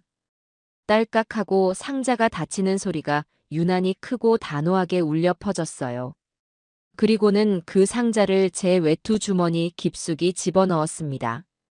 그것을 본 며느리가 경악한 목소리로 소리쳤습니다. 어머님. 지금 뭐 하시는 거예요? 이건 이제 니들 물건이 아니다. 저는 며느리의 말을 차갑게 끊어냈습니다. 나는 분명히 내 아들 내외에게 선물로 주려고 했다. 하지만 너는 내 마음을 받을 자격이 없다는 것을 오늘 네 스스로 증명해 보였어. 그러니 이건 더 이상 선물이 될 수 없다. 이건 그냥 내 돈 주고 산 내 물건일 뿐이야. 그리고 저는 몸을 돌려 바닥에 널브러진 감자 상자를 향해 걸어갔습니다. 저는 상자 밖으로 굴러나온 감자 하나를 집어들고 찢어진 상자 틈으로 다시 밀어 넣었어요. 그리고 이 감자도 다시 가져가야겠다. 제 말에 며느리는 물론이고 아들 기석이마저 놀란 눈으로 저를 쳐다보았습니다. 어머니, 그건 그냥. 기석이가 무언가 말을 하려고 했지만 저는 손을 들어 아들의 말을 막았습니다. 아니다, 기석아. 이 감자들은 썩어서 문드러지는 한이 있더라도 저렇게 귀한 것을 몰라보는 사람의 입에 들어가는 꼴은 내가 눈뜨고 볼 수가 없다. 이건 내 자존심의 문제야. 저는 허리를 숙여 묵직한 감자 상자를 다시 들어올렸습니다. 아까보다 훨씬 더 무겁게 느껴졌지만 저는 이를 악물고 버텼어요. 상자를 품에 안고 저는 현관을 향해 천천히 발걸음을 옮겼습니다. 어머님, 잘못했어요. 제가 다 잘못했어요. 제발 그것만은 두고 가세요. 네. 어머님. 며느리가 제 등 뒤에서 필사적으로 울부짖었지만 저는 단 한 번도 뒤돌아보지 않았습니다. 저는 현관문 앞에서 잠시 멈춰서서 망부석처럼 굳어있는 아들에게 마지막 말을 남겼습니다. 엄마는 이만 가마. 너희 둘이 알아서 해라. 다만 이것 하나만은 명심하거라. 사람의 진심을 쓰레기 취급하는 사람 곁에서는 그 어떤 행복도 잘할 수 없다는 것을. 그 말을 끝으로 저는 미련 없이 현관문을 열고 밖으로 나섰습니다. 문이 닫히기 직전 절망적으로 제 이름을 부르는 며느리의 목소리와 그 옆에서 깊은 한숨을 내쉬는 아들의 모습이 희미하게 보였습니다. 쿵 하고 문이 닫히자 저는 그제야 참고 있던 숨을 길게 내쉬었습니다. 온몸에 힘이 쭉 빠져 하마터면 상자를 놓칠 뻔했어요. 저는 엘리베이터를 타고 1층으로 내려왔습니다. 아파트 단지를 빠져나오는 내내 제 뒤에서 무슨 일이 벌어지고 있을지 생각하지 않으려고 애썼습니다. 하지만 생각하지 않아도 훤히 보였습니다. 제 아들은 아내에게 크게 실망하고 분노했을 것이고 며느리는 자신의 잘못을 뉘우치기보다는 어떻게든 남편을 구슬리고 상황을 무마하려고 애를 쓰겠죠. 그들의 신뢰에는 이미 회복하기 힘든 깊은 금이 갔을 겁니다. 아파트 정문 밖으로 나오자 차가운 밤 공기가 제 뺨을 스쳤습니다. 저는 다시 택시를 잡기 위해 큰 길로 걸어 나갔어요. 감자 상자는 제 몸의 일부라도 되는 것처럼 무거웠지만 제 마음은 이상할 정도로 가벼웠습니다. 후련했습니다. 평생을 가슴에 안고 살았던 응어리 하나가 시원하게 풀려나간 기분이었습니다. 그날 이후 제 예상은 조금도 빗나가지 않았습니다. 제가 시골집에 도착한 다음 날부터 며느리는 제게 쉴 새 없이 전화와 문자를 퍼붓기 시작했습니다. 처음에는 그저 잘못했다, 용서해달라는 내용이 전부였습니다. 저는 그 모든 연락을 무시했습니다. 그러자 며느리의 메시지 내용은 조금씩 바뀌기 시작했어요. 어머님, 제가 다 잘못했어요. 그러니까 제발 기석 씨한테 말 좀 잘해주세요. 기석 씨가 저랑 말도 안 하려고 해요. 이혼하자는 말까지 꺼냈어요. 어머님, 제발요. 어머님, 목걸이는 어머님이 가지셔도 좋아요. 아니, 그냥 저 주셨던 셈 치고 파셔서 보태 쓰세요. 대신 저희 가정만은 깨지지 않게 도와주세요. 제가 평생 어머님 은혜 잊지 않을게요. 솔직히 어머님도 너무하신 거 아니에요? 어떻게 며느리한테 그런 함정을 파실 수가 있어요? 제가 뭘 그렇게 죽을 죄를 지었다고 사람을 이렇게 비참하게 만드세요? 기석 씨가 저렇게 나오는 건 다 어머님 때문이잖아요. 그녀의 메시지는 사죄와 애원, 그리고 원망과 협박 사이를 위태롭게 오갔습니다. 하지만 그 어떤 내용 속에서도 자신의 행동에 대한 진정한 반성은 찾아볼 수 없었어요. 그녀는 오직 자신의 망가진 결혼 생활을 수습하고 남편의 마음을 돌리는 것에만 혈안이 되어 있었습니다. 그녀에게 저는 여전히 시어머니라는 이름의 도구일 뿐이었습니다. 저는 더 이상 그 추악한 문자들이 제 평온한 일상을 방해하도록 내버려 둘 수 없었습니다. 저는 며느리의 번호를 차단해버렸습니다.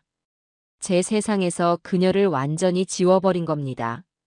며칠 뒤 아들에게서 전화가 왔습니다. 아들의 목소리는 많이 지쳐 있었지만 한편으로는 무언가 단단한 결심을 한 듯 차분했어요. 어머니, 죄송해요. 제가 더 빨리 알았어야 했는데 어머니 마음고생 시켜드려서 정말 죄송합니다. 됐다. 이제라도 알았으면 그걸로 됐다. 민영이와는 더 이상은 힘들 것 같아요. 어머니를 그렇게 대하는 사람과 제가 어떻게 평생을 함께 하겠어요. 저 자신을 위해서라도 그게 맞는 것 같아요. 아들의 말에 저는 아무 대답도 하지 않았습니다. 그저 묵묵히 아들의 결정을 지지해 줄 뿐이었어요. 그것이 제가 어미로서 해줄 수 있는 마지막 역할이었습니다. 전화를 끊고 저는 주머니 속에 넣어두었던 벨벳 상자를 꺼냈습니다. 상자를 열자 금목걸이가 여전히 눈부신 빛을 발하고 있었어요. 저는 그것을 한참 동안 바라보다가 조용히 뚜껑을 닫았습니다. 이 물건은 이제 더 이상 불행의 상징이 아니었습니다. 이것은 제게 새로운 삶을 찾아준 고마운 증표였습니다. 며느리의 번호를 차단하고 나니 세상이 다 조용해진 것 같았습니다.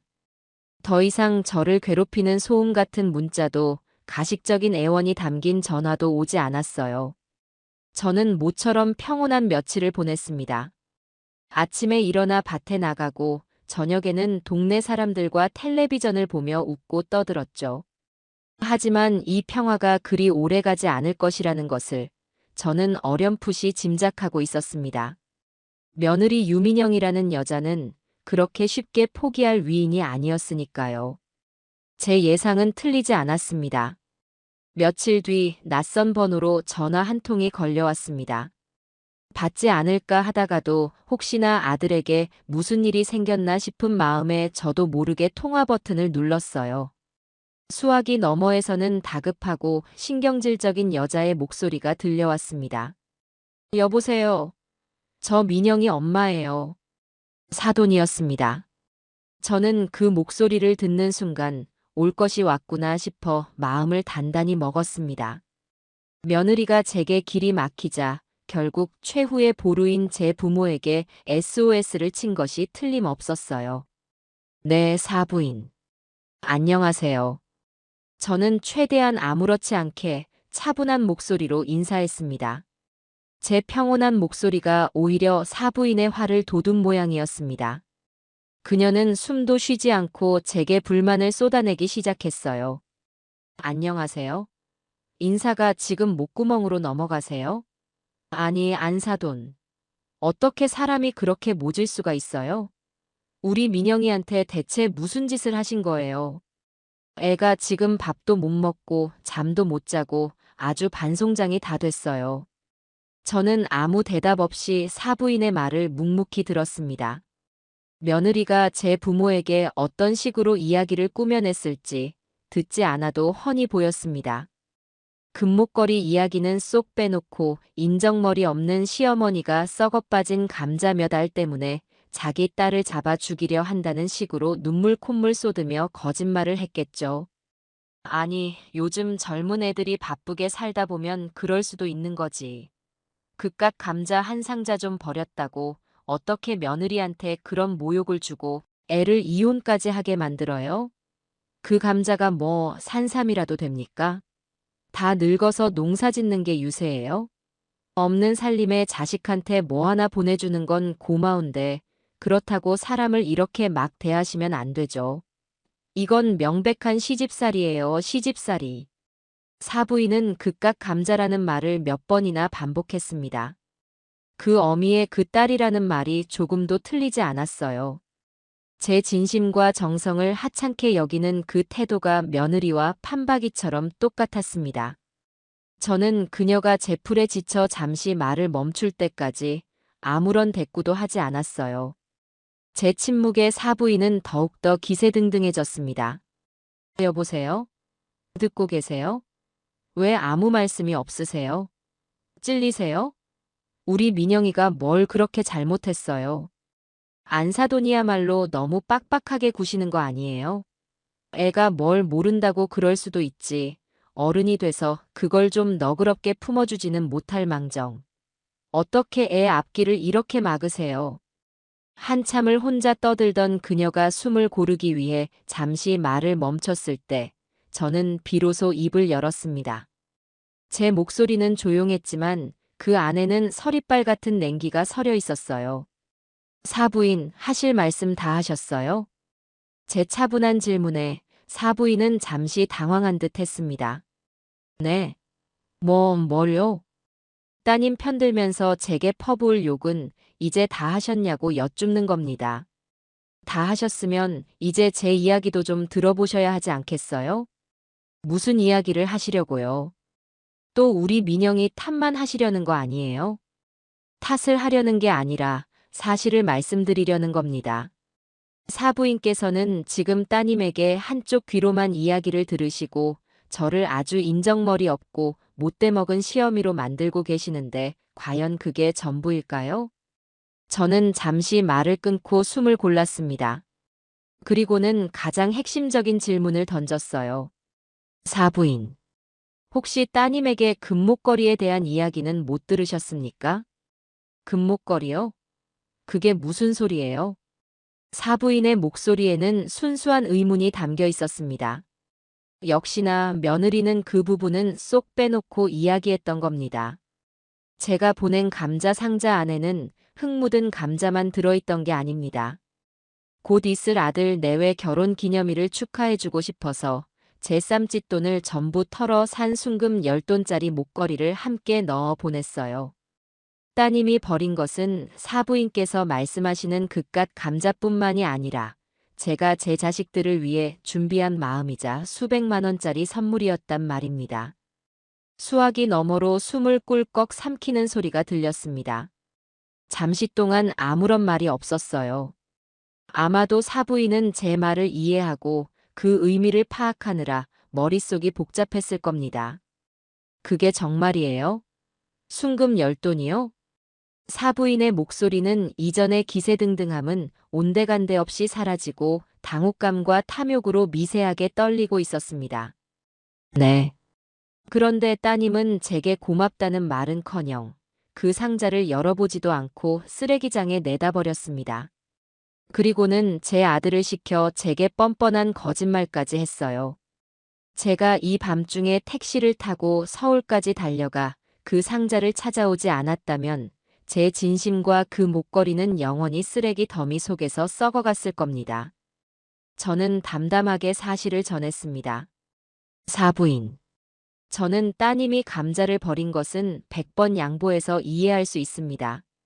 바쁘고 귀찮았을 수 있죠. 하지만 사람의 마음을, 부모의 정성을 그렇게 짓밟고도 자신의 잘못을 뉘우치기는커녕 제게 촌스럽다, 택시비가 아깝다며 조롱하고 이제는 제게 그 잘못을 뒤집어 씌우려고 하는 것은 도저히 용서할 수가 없습니다. 저는 마지막으로 한마디를 덧붙였습니다. 제가 정말 궁금해서 여쭙는 건데 그렇게 귀하게 키우신 따님의 인성은 대체 어떻게 가르치셨습니까? 그 말을 끝으로 저는 사부인의 대답을 들을 필요도 없다는 듯이 전화를 끊어버렸습니다. 아마도 그녀는 한동안 충격에서 헤어나오지 못할 겁니다. 자신의 딸이 저지른 멍청한 짓의 규모와 자신들이 놓친 부의 크기를 가늠하며 땅을 치고 후회하겠죠. 역시나 그날 저녁 늦게 제 아들 기석이에게서 전화가 왔습니다. 아들의 목소리는 피곤함과 분노, 그리고 허탈함이 뒤섞여 있었어요. 어머니, 방금 장인 장모님하고 통화했어요. 그래. 뭐라고 하더냐? 처음에는 어머니가 민영이를 잡는다고 저한테 어떻게 아내 편을 안 들어줄 수 있냐고 난리를 치시더라고요. 그래서 제가 다 말씀드렸어요.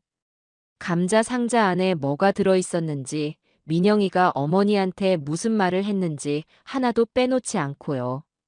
그러니 뭐라고 하던 그 금목걸이 이야기를 듣는 순간 두 분 다 아무 말씀도 못 하시더라고요. 그리고는 갑자기 태도가 180도 바뀌어서는 다 민영이가 잘못했다. 자기들이 딸을 잘못 키웠다. 하시면서 내일 당장 어머니께 찾아뵙고 사죄를 드리겠다고 하셨어요.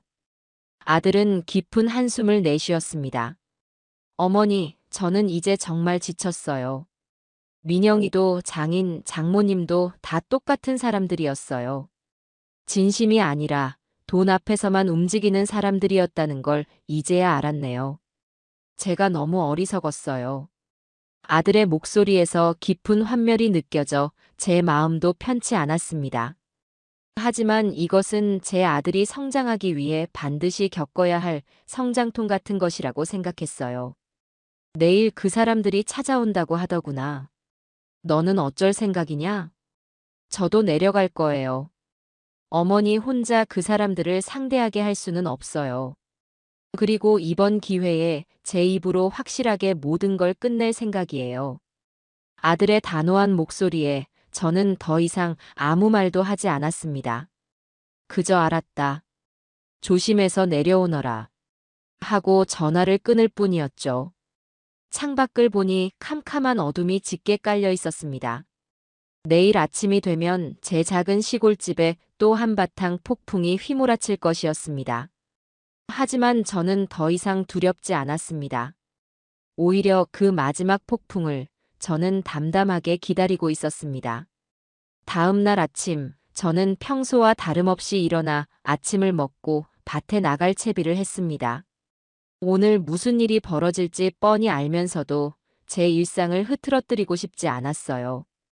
제가 밭에서 잡초를 뽑고 있을 무렵, 동네 어귀에서부터 요란한 자동차 엔진 소리가 들려왔습니다.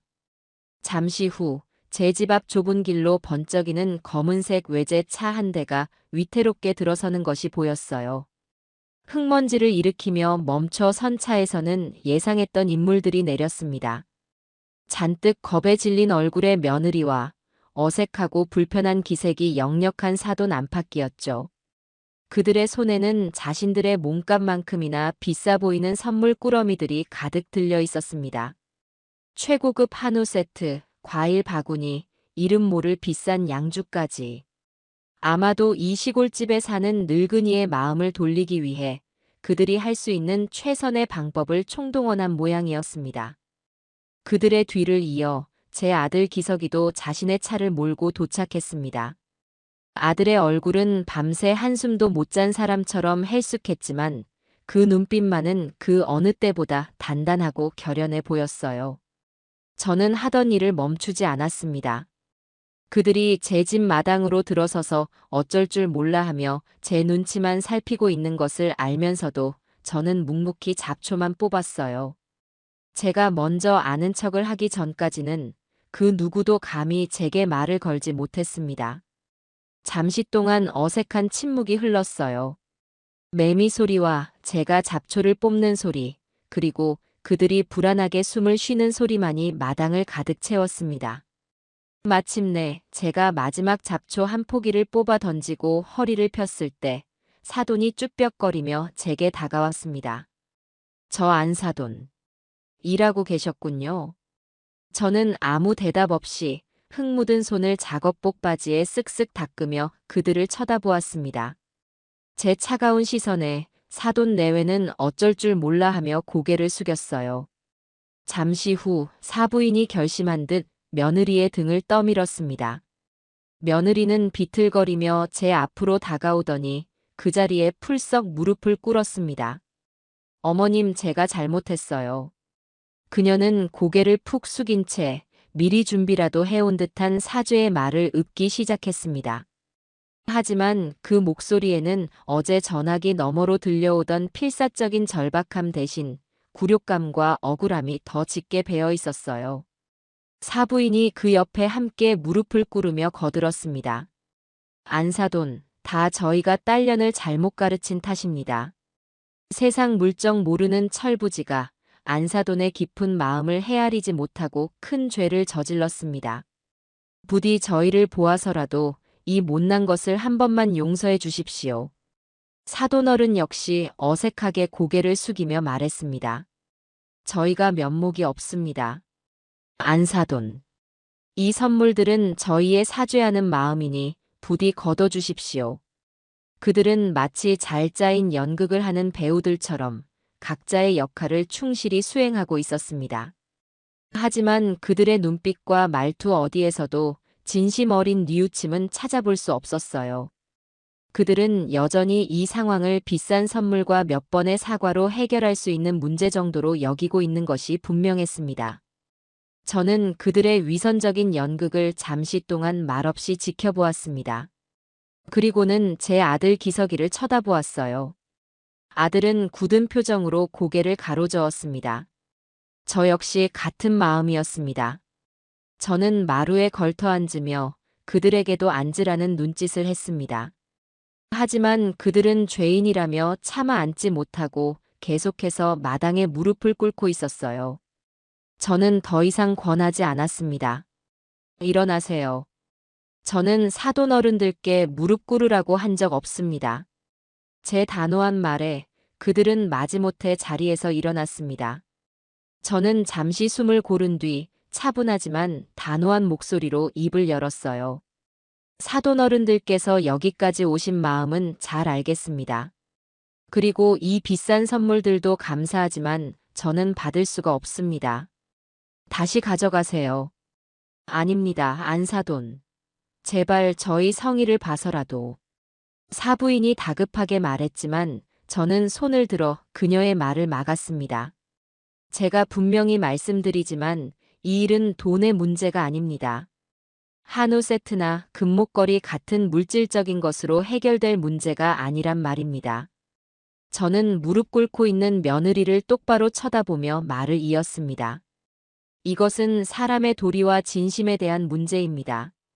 저는 평생을 땅을 파며 정직하게 살아왔습니다. 제게 있어 가장 중요한 가치는 눈에 보이지 않는 사람의 마음과 정성입니다. 그런데 따님은 제 마음과 정성을, 제 삶 자체를 쓰레기 취급하며 내다버렸습니다. 그리고는 자신의 잘못을 뉘우치기는커녕 제게 온갖 모욕적인 말을 퍼붓고 거짓말로 저와 제 아들을 기만했습니다. 저는 잠시 말을 멈추고 사돈 내외를 쳐다보았습니다. 저는 그런 사람을 제 며느리로, 제 가족으로 받아들일 자신이 없습니다. 따님은 제 진심을 버렸고 저는 그 버려진 진심을 다시 주울 생각이 없습니다. 그러니 이 일은 여기서 끝내는 것이 맞습니다. 제 선언에 사돈 내외의 얼굴이 하얗게 질렸습니다.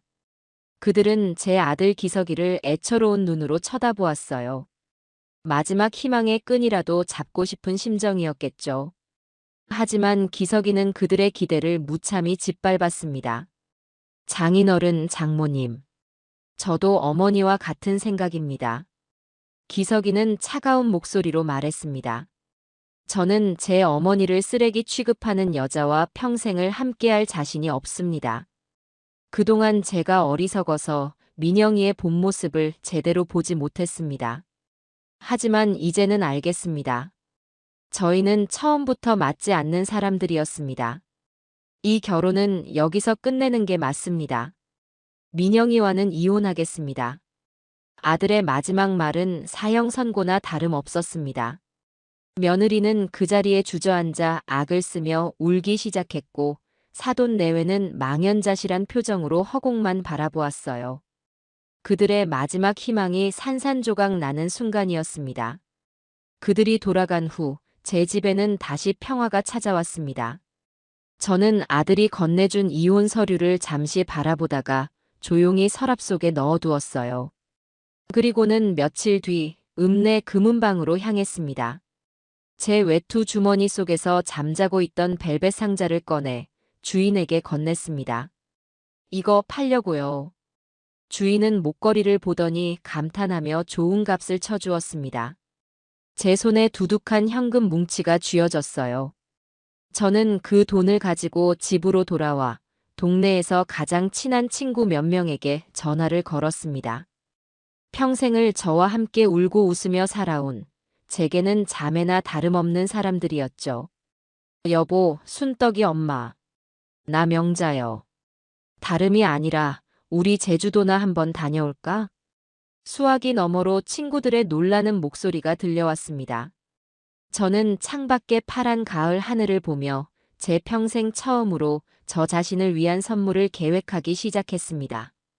제 마음은 그 어느 때보다 가볍고 자유로웠습니다. 제주도로 떠나기로 한 날 새벽부터 동네가 시끄러웠습니다. 저와 제 친구들은 마치 수학여행을 떠나는 여고생들처럼 전날부터 잠을 설쳤다며 호들갑을 떨었어요. 평생을 이 좁은 동네에서 땅만 파고 살았던 우리에게 비행기를 타고 제주도에 간다는 것은 상상도 못할 일이었습니다. 아들 기석이가 공항까지 저희를 태워다 주었습니다. 차 안에서 친구들은 연신 우리 명자 덕분에 이런 호강을 다 해본다며 저를 띄워주었고, 저는 쑥스러워하면서도 입가에 번지는 미소를 감출 수가 없었어요. 공항에 도착해서도 저희는 한참을 두리번거렸습니다. 거대한 비행기가 이륙하고 착륙하는 모습을 보며 저게 정말 하늘을 나는 쇳덩어리가 맞냐며 신기해했죠. 마침내 비행기에 올라탔을 때 제 심장은 금방이라도 터질 것처럼 두근거렸습니다. 비행기가 활주로를 달려 힘차게 하늘로 솟아오르는 순간 저는 창밖으로 빠르게 작아지는 땅을 내려다보았습니다. 저 아래에 제가 평생을 살아온 땅과 저를 얽매였던 모든 근심과 걱정들을 전부 내려놓고 오는 기분이었습니다. 제주도는 그야말로 별천지였습니다. 텔레비전에서만 보던 에메랄드빛 바다가 눈앞에 끝없이 펼쳐져 있었고, 야자수가 늘어선 길은 꼭 다른 나라에 온 것 같은 착각을 불러일으켰어요. 저희는 렌터카를 빌려 해안도로를 달렸습니다. 창문을 활짝 열자 짭짤한 바다 내음이 섞인 시원한 바람이 차 안으로 쏟아져 들어왔어요. 친구들은 신이 나서 노래를 불렀고 저는 그 모습을 보며 소리내어 웃었습니다. 지난 몇 달간 제가 이렇게 마음 편히 웃어본 적이 있었나 싶었어요. 저희는 유명한 관광지를 찾아다니기보다는 발길 닿는 대로 움직였습니다. 한적한 해변에 차를 세우고 신발을 벗어 던진 채 맨발으로 하얀 백사장을 걸었어요. 파도가 제 발등을 부드럽게 간지리며 밀려왔다 밀려가기를 반복했습니다. 저는 저 멀리 수평선을 바라보며 지난 일들을 떠올렸습니다. 며느리의 모진 말들, 쓰레기장에 버려졌던 감자 상자, 그리고 제 아들의 아픈 얼굴까지. 하지만 이상하게도 더 이상 분노나 슬픔이 느껴지지 않았습니다. 그저 아득히 먼 옛날의 일처럼 무덤덤하게 느껴질 뿐이었어요. 그 모든 일들은 지금 이 순간의 자유와 해방감을 느끼기 위해 제가 반드시 겪어야만 했던 하나의 거대한 폭풍우 같은 것이었을지도 모릅니다. 한 친구가 제 옆에 다가와 물었습니다. 명자야, 이제 속이 좀 후련하냐? 저는 고개를 끄덕이며 대답했습니다. 응. 후련하다 못해 시원하다. 평생 묵은 체증이 다 내려가는 것 같아. 그날 저녁 저희는 바다가 보이는 횟집에 앉아 싱싱한 회에 소주를 한 잔 기울였습니다. 노을이 바다를 붉게 물들이는 풍경은 한 폭의 그림 같았어요. 술이 한두 잔 들어가자 친구들은 제 아들 이혼 이야기를 조심스럽게 꺼냈습니다. 기석이는 괜찮다냐? 아무리 그래도 이혼이라는 게 쉬운 일은 아닐 텐데. 괜찮아. 얼마 전에 통화했는데 마음 정리 다 한 것 같더라. 오히려 더 편안해 보였어.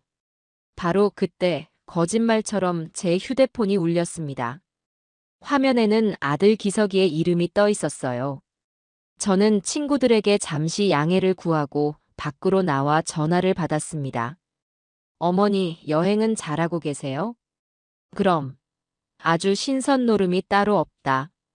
네 친구들은 좋아서 입이 귀에 걸렸어. 다행이네요. 어머니 목소리도 아주 밝아 보이세요. 아들의 목소리도 한결 가볍고 편안하게 들렸습니다. 잠시의 침묵 끝에 아들이 조심스럽게 입을 열었어요. 어머니, 저 오늘 구청에 가서 서류 정리 완전히 끝냈어요. 그래. 고생했다, 아들. 아니에요. 어머니, 제가 다시 한번 죄송해요. 제가 더 빨리 알았어야 했는데. 제가 더 현명했더라면 어머니께서 그런 마음고생 안 하셨을 텐데. 제가 너무 못난 아들이었어요. 아들의 진심 어린 사과에 제 눈시울이 뜨거워졌습니다.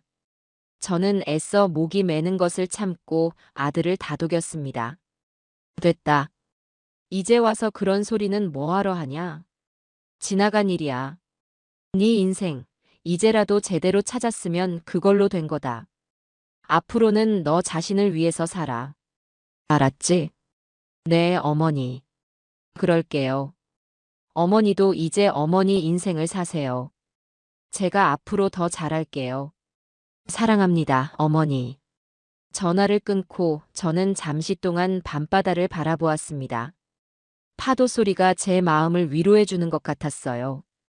아들과 저는 길고 어두운 터널을 함께 빠져나온 동지 같다는 생각이 들었습니다. 이제 우리 모자에게는 새로운 삶이 시작될 것이었습니다. 꿈 같았던 2박 3일의 여행이 끝나고 저는 다시 제 시골집으로 돌아왔습니다. 며칠 집을 비웠을 뿐인데 꼭 아주 오랜만에 고향에 돌아온 기분이었어요. 마당에 들어서자 익숙한 흙냄새와 풀냄새가 저를 반겨주었습니다. 저는 그 어떤 향수보다도 더 좋은 이 냄새를 깊게 들이마셨어요.